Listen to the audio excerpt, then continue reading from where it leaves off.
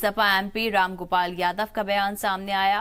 ख्वातीन reservation bill पर बोले रामगोपाल यादव।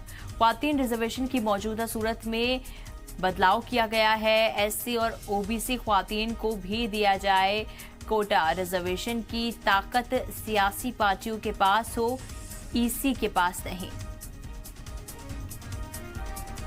तो देखिए यहां पर सपा एमपी रामगोपाल यादव का बयान ख्वातीन रिजर्वेशन को लेकर वो बोले हैं कि ख्वातीन रिजर्वेशन बिल पर उन्होंने कहा है कि ख्वातीन रिजर्वेशन की मौजूदा सूरत में बदलाव किया जाना चाहिए। एससी और ओबीसी ख्वातीन को भी दिया जाए कोटा। इसके साथ ही रिजर्वेशन की ताकत सियासी पार्टियों के पास नहीं होनी चाहिए,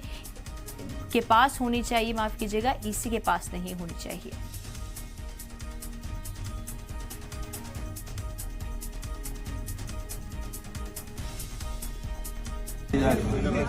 मेरी जो हमेशा राय थी आज भी है, जो मौजूदा स्वरूप है महिला आरक्षण का उसमें परिवर्तन किया जाना चाहिए।